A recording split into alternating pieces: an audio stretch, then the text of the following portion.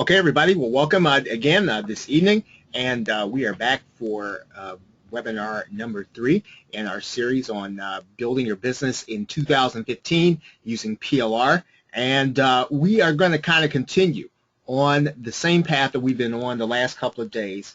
And I want to just review briefly what I have been talking about, and then I want to get into the third basic marketing principle that you really have to be exercising in your business. And I want to say this about the principles is that these are things that most of the people that you're seeing that are selling products, indeed probably the people that you're buying products from, they're doing these things every day, and that they are not new inventions. These are things that anyone can do, and these are things that marketers and business people have been doing probably since business has been transacted, right? And if you understand these things, you'll know where they fit in your business and the things that you need to be working on, even while you go to webinars and even while you pick up products. When you start thinking about, well, how do I put this in place? That's what we're going to be talking about here in this series. So I typically like to start out every webinar by doing a little Q&A, but instead I'm going to continue. I'm just going to kind of skip ahead, and we're not going to do the Q&A today. We're going to kind of go right ahead. I do want to remind you that VIP members have unrestricted rights to this content. All you got to do is to go into your VIP area, and you can download the content. You can break it up. You can redo it. You can do it however you see fit. Of course, you do have the slides available to you also, so you should be able to take the slides and use them so that you will be able to use them in your business however you see fit. Now, we talked about the last time the fact that you are marketing inside of a niche. That every marketing system has 8 parts, and that's what I've been talking about the last couple of weeks, that you need to be building on this 8 principle marketing system. There are 8 essential things that you must be doing, and these are not new things. These are not new things. These are things that I think were captured well and taught by Jay Abraham, but indeed they're things that businesses have been doing over the course of centuries. So when you do these things and you see them in your online business, you're going to see that probably the people that you consider to be gurus, these are the things that they'll be doing. You must do these things in addition to following the steps that you'll see inside of information products. These are the things that you need to be doing even if you are doing everything you can to do SEO, even if you're doing all the right things in social media, even if you have fantastic software. These are the 8 things that you must be doing. All the principles in internet marketing support these 8 things. And when you understand them, you'll understand where all the pieces in your marketing system work and how you're really going to make money getting people in front of a good offer that you have. Remember, we talked about the fact that you need to have a USP, or unique selling proposition. We talked about unique selling proposition being what is it they can get from you that they can't get elsewhere. We talked about making sure that that thing that they can't get elsewhere really matters to them, right? So it just can't be anything that makes you unique. It must be something that matters to your customer. We talked about how you would do this in an information product. We're not going to spend a lot of time on that. We talked about whether or not, even if you get an information product, even if you decide that you're going to market your PLR, is your offer easy to duplicate? Can anybody put your sales page up and offer it to another buyer? If it does, or if it is, then you don't have a USP. Right now, taking the USP that you have been given inside of a PLR product is great. You can make more money if you create more of a USP and create almost what is a new product by adding something to it that people can't get elsewhere.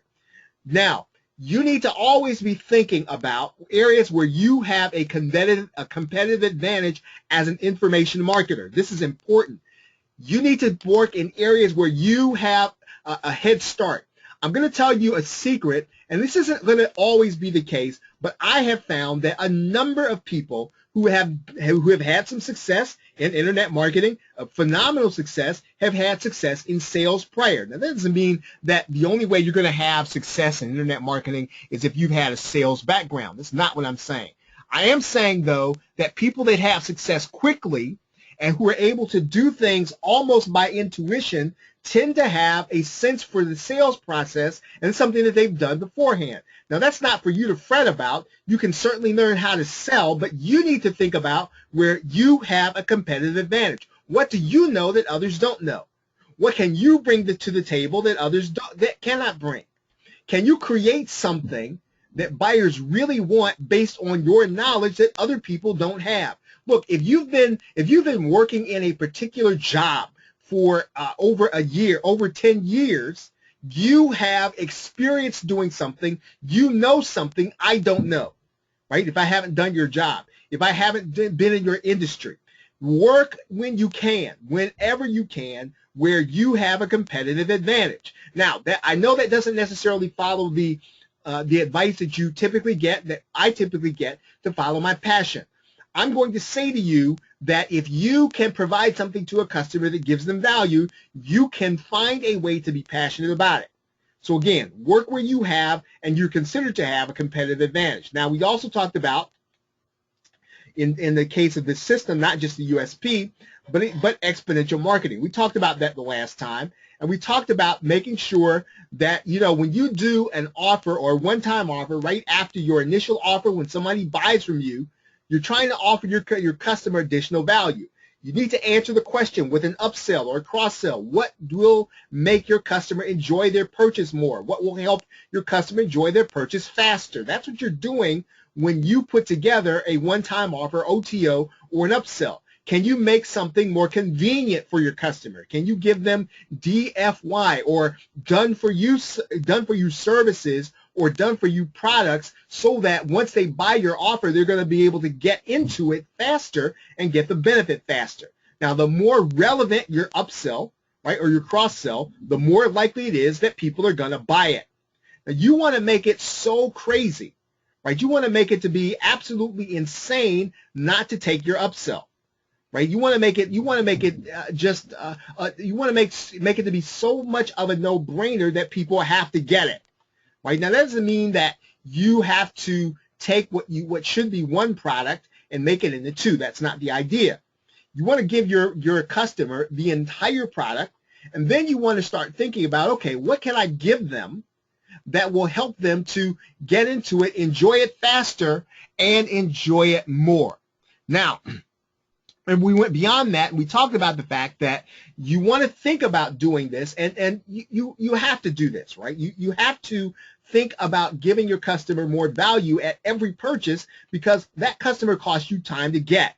And any customer, right, that costs you time and money, time to get, is also costing you money. So look, the fact of the matter is, when you don't do an upsell, that customer is probably costing you money, right? And so you need to make sure that if your customer has or needs or wants anything else connected to your product, you give them the opportunity to buy it from you. In some cases, that's going to mean that you want to get to do an affiliate offer right after the offer. You want to put it on the thank you page. You want to put it in an email right after they buy. Why? Because they're going to buy it from someplace. They need it in order to use your product. You need to be the one to make sure they get it. Right? You can do that a number of ways. Now, we didn't go in depth into that, but one thing that you can start thinking about is, don't idealize your customer, right? Don't make them into don't make them into someone that they're not necessarily.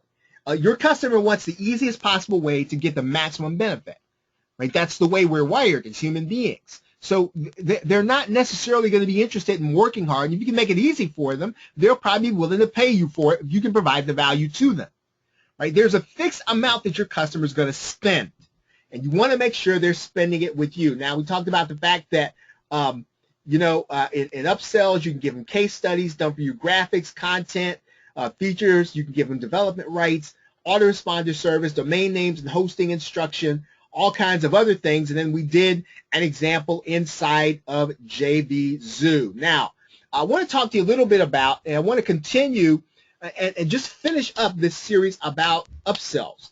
And I want to start here because it's important.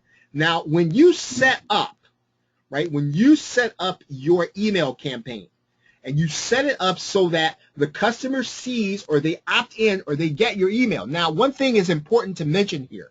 when you create a product on JVZoo, one of the things that you can do is you can have your customer add it to your get response list almost immediately, right? So because you can do that, you might want to to check that setting or tick that setting inside of your JVZoo account when you create a product. Now, I'll tell you what I'll do right now is I'll show you that so that you'll be able to see it and you'll be able to do it when you get ready. Now, I'm going to have to go into Firefox in order to do this. And what we're going to do is we're going to go inside of JVZoo here. And when we get inside of JVZoo, what we're going to do is I'm going to just kind of go into the space where you create a product inside of the seller's dashboard, and then I'm going to add a product. And I want to show you this inside of JVZoo.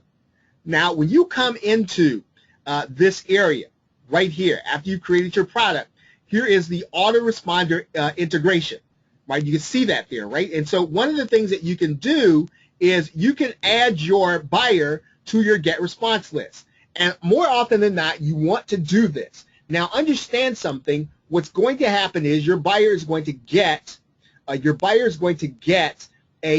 going to get an email, but they're still going to have to confirm, right? That's even if you set up single opt-in. They're still going to have to confirm that email.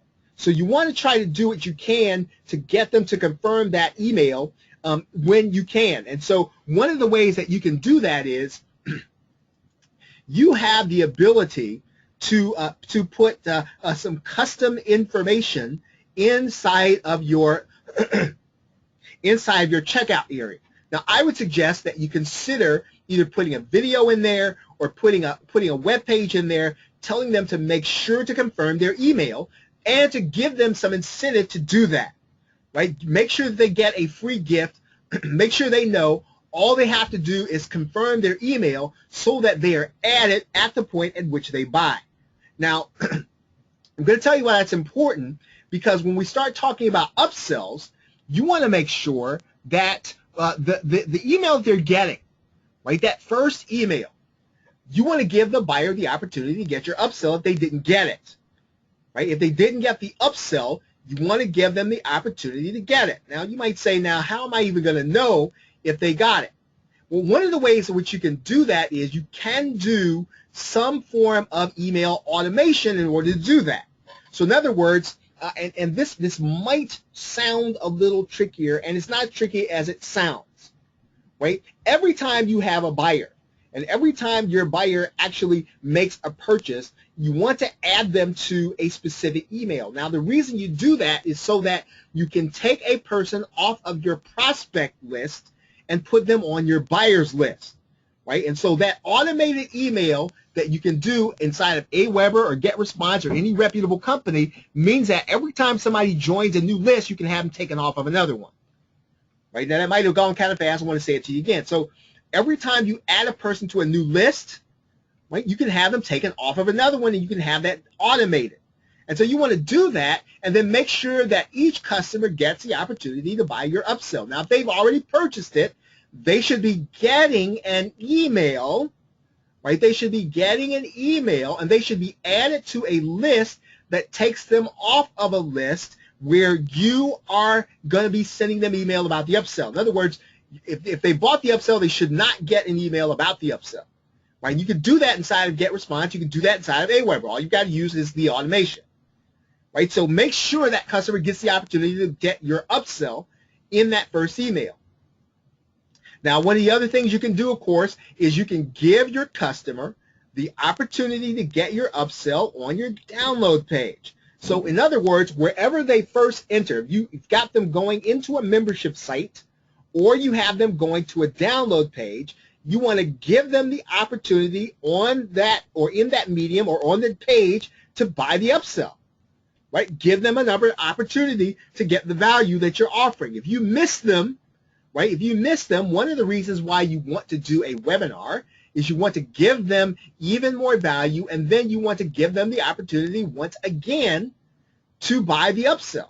Now, why would you do this? Why would you do a webinar? Well, of course, you want to convert you want to convert new buyers into something. But what you can do is as soon as a person kind of comes into your webinar, you can give them opportunity, again, to buy the upsell and give them some additional value. Not every webinar means that you have to be selling, right? Some webinars you should be giving. You should be giving totally to your buyer. Okay, now you can also give them the opportunity during a set of training emails. So when they have already made the purchase and they're going to start getting, let's say, a series or an autoresponder series of 5 emails, someplace in that email, give them the opportunity to buy the upsell, right? Give them the opportunity to buy it. Again, yes, you are selling in your email, but you should be giving value in training emails, right? So it shouldn't be a problem. Make sure that if you're a customer, you're a new customer, even if it's an existing customer that bought a new product, that they're getting value from this email series you're sending. And then at the end of that email series, you can do it either in a PS or you can do it at the end. Hey, here's a great way, and this is, when I say this, I'm saying this as if you would write it in your email. You could say something like this. Hey, here's a great way to implement the principles I've been talking about in this email, and give them a link to the upsell. Right now, this is important because you're not sending this email to everybody. Right? The only people that's getting this email are going to be people who bought your product but didn't buy the upsell. And again, the way you segregate these people is you use the automation features inside of GetResponse or Aweber or whichever autoresponder you're using. Right now, again, give them the opportunity to buy your upsell in your signature. So every time they get something from you, right, these people, make sure they get the opportunity to see a link to your upsell in your signature. Every time, right? Until you've decided that they're not going to buy, continue to show them that link. And basically, any way that you're communicating with your customer. So in some cases, I know some of you guys, you're selling physical products, right? You're selling some other. Every time your customer hears from you, they ought to see your link every single time to that upsell, right? You want to basically make it easy for them to buy the upsell. Make it easy. It should not be difficult for them to buy the upsell from you. It should be super incredibly easy to buy from you. Right now, one of the things that I want to move to next is principle number 3. Now, we've talked about 2 principles. We've talked about USP, exponential buying, and now I want to talk to you a little bit about JVs and what Richard Johnson and what Jay Abraham calls marketing alliances. Right, and you're really leaving money on the table if you spend an inordinate amount of time going it alone. Right, JV and affiliate relationships are the fastest way to get new traffic. Right, and I should have put new in there. Now, if you're already a product creator, you're already making money, you're already selling products. One of the best and fastest ways for you to get a boatload of traffic is to have affiliates send you that traffic, or to partner with someone who already has a list. Right now, why do I say that? Why is this the fastest way? Why do I say that this is a phenomenal way for you to market your business or market your products? Well, because you're getting buyer traffic. When you have a JV relationship, you're typically doing a joint venture with somebody who's already selling products. And so when they bring their list to something that you have with based on your relationship with the JV, you're getting buyer traffic. The other thing is that you're going to get name recognition. Now, this might not matter as much if you're kind of on the same level as your JV, right? You're going to get name recognition. But if you're not, then this is going to be a great opportunity for people to get to know you. And people will come to you just based on the fact that they know your name. They know your name from your relationship with the JV. You can get credibility by association. And you might already have more credibility than some of the JVs you work with. But you're going to get more credibility by associating with people who are already successful. Right? That's really one of the benefits. And people will come to your site and they'll start looking at your products differently just because of the credibility you gain by associating with a certain JV. You're going to get targeted traffic. And this is really, really important because when you partner with the right people, when you get the right affiliates, you're going to get people who you already know are interested in the kind of offers you're putting together. So you're going to be choosing these JVs. You're going to be choosing the affiliates. You're going to be careful about that. I'm going to say a little more about that in the beginning. You're going to get cooperation. Right? And this is important. Now, whereas when you're in a joint venture and you're working with somebody, you're both working to your what I call your mutual benefit. Right? You're going to get cooperation from people that you would not have gotten cooperation with otherwise. Some people are only going to work with certain partners. And because they see that you're working with, I don't know, so-and-so, well, excuse me, they might be willing to work with you, whereas they would not have otherwise. So you're going to get some cooperation in some areas that you would not have been able to get otherwise. And that can be in any number of areas. Right? You might be able to get free software. You might be able to get help with graphics. You might be able to find out secret resources for copyright and all kinds of things. You're going to get cooperation when you have powerful JV relationships, because typically when you have those relationships, they make what is theirs available to you. Now you're going to have to remember that as you grow your business. One of the things that you can do is to make sure that you do some association with people who you probably would be considered not necessarily on your level, but can bring you a depth and richness to your business and expand your circle. Right? Anytime you work with a JV, you're going to expand your circle in ways that you wouldn't be able to do otherwise. Now, here's what a JV partnership is.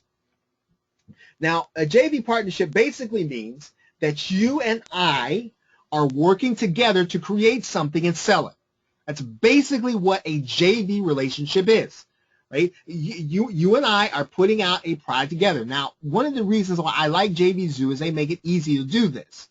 They make it easy so that when you sell a product and you and a partner working together, even if you have affiliates, then you are going to see a lot of splits coming out, and it's going to be done automatically in JV Zoo.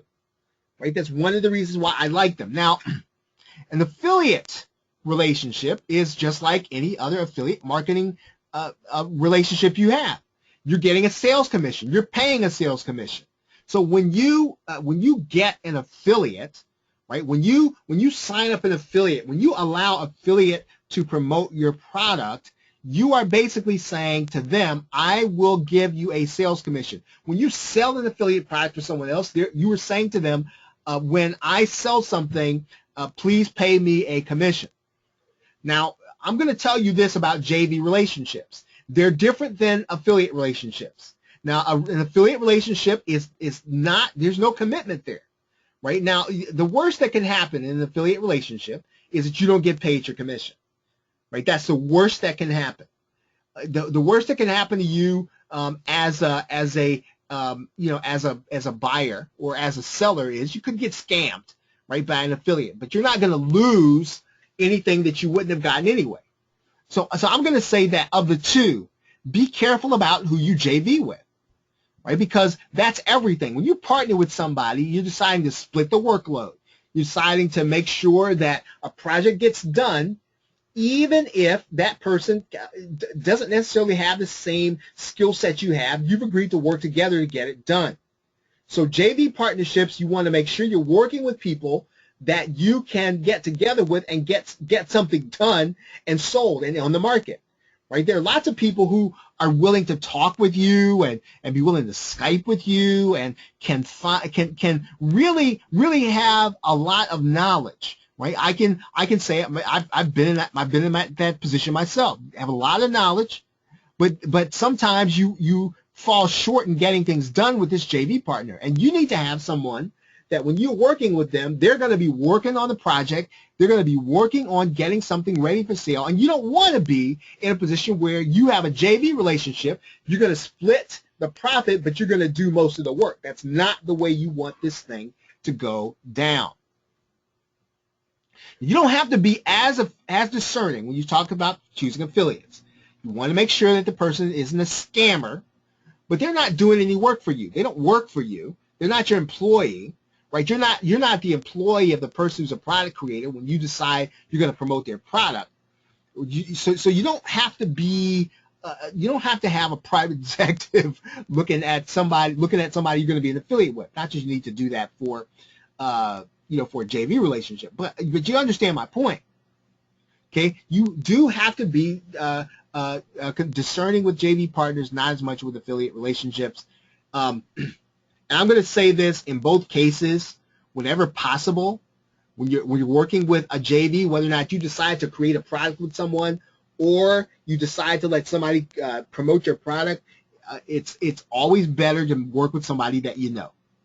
Right? And I know what that means, right? I know that means then you're going to have to start getting to know people, but that is just the way it is. Now, we're going to talk about JV relationships. Here's what you want to start doing. Start forming relationships now, okay, in your Facebook groups, in your Skype groups.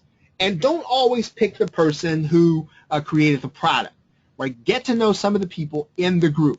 Get to know some of the up-and-coming marketers. Get to know some of the people who've only put out 1 or 2 products before, who've only done a little bit. Because, when you get together with successful people as they grow and they start building relationships, when they get to where they're going, right, they're going to work with you because they know you.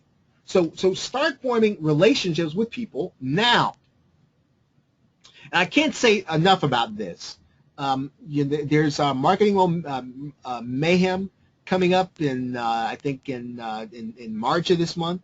Look, if you can go to that, you need to go to it, right? When there's a live event, right? What was it? Traffic and conversion. It's not about the money, right? It's not about the time off and traveling and being at the bar with people. That's sort of like not even the point. The point is you can get to know people. They get to know you, and you can form relationships that are really going to be beneficial to you and to them. Right? It's about getting to know people, and people will always work with the people that they know, that they're cool with, that they vibe with, that they like, right? And they're gonna look. Not everybody's gonna like you, right? And which is fine. You only need 1 or 2. I'm gonna say I don't care what level you're at, folks. You only need one or 2 good relationships to move to the next level, right? You only need 1 or 2 people to promote your product to move to the next level. You only need 1 or 2 people to allow you to be on their download page to get to the next level. I don't care what level you're at, right? You only need 1 or 2 relationships to tell you that key copywriter to use, to tell you that key graphics person to use. You only need 1 or 2 relationships to get you to the next level. Okay, now I don't know about Google Hangouts. I'm going to say you can probably get to know people on these things. I like to be on them. I like to do them. I don't know yet. I mean, the jury's still out as to whether or not you're going to be able to network on them. But again, if somebody asks you to participate, you get an opportunity to share your knowledge, get on them, right? Be there. You're going to find people. When you get visible, people are going to find you. So don't be invisible. When you can be on a Google Hangout sharing what it is get on one. And the other thing, too, and I'll say this to you. And I know that sometimes the only way you can get a hold of people is by email or social media. But I'm also going to tell you everybody does that, right? Everybody does that. Every single person is going to take that way. And I'm going to say it's not going to work. It does, right? But don't just do that. When you really, really, really want to work with somebody, you really, really, really want to get to know them, use another way.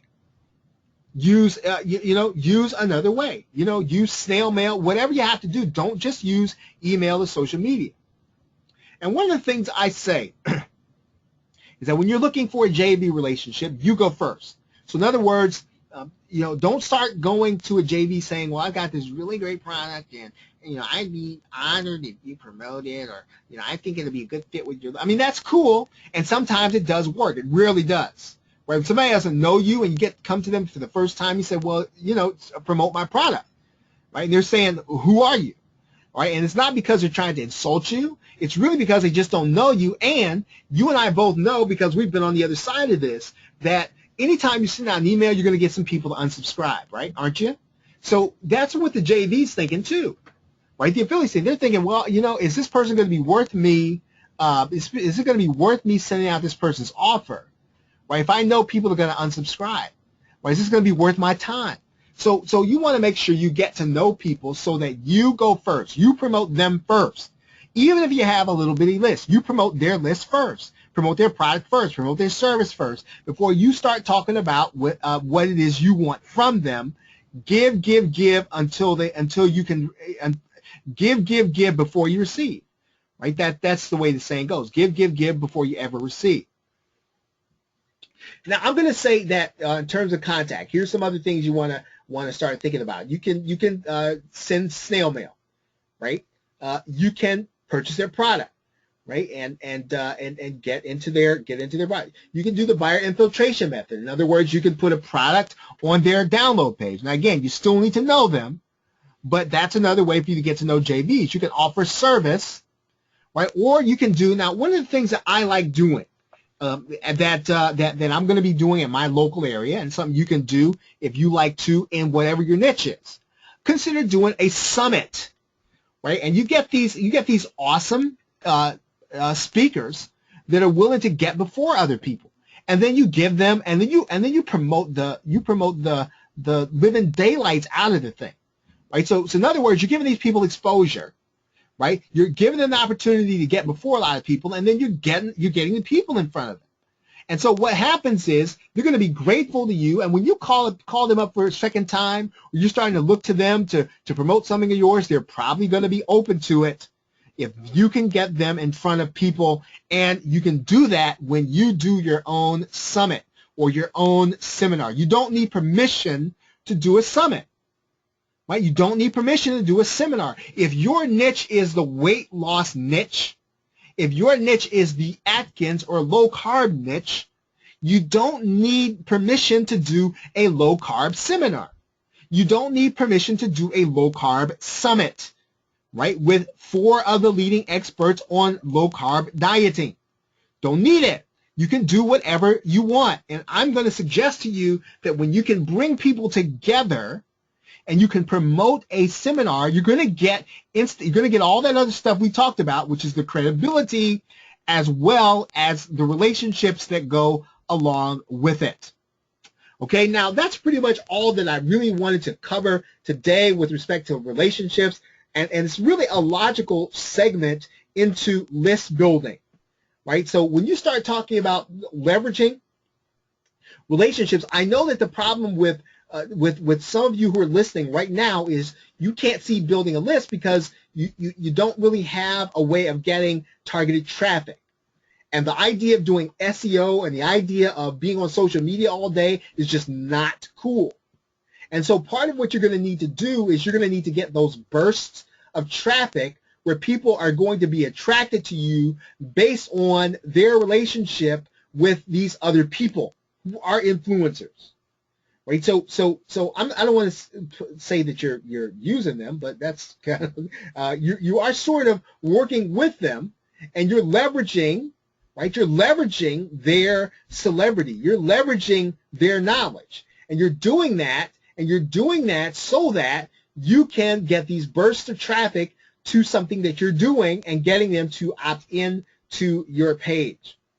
Now that's, again, that's going to be all we're going to be talking about with respect to JVs and JV relationships. It is my hope that you will be able now to start building JV relationships for the sake of your PLR marketing business. And with that, thanks, and have a great day and a pleasant tomorrow. Take care.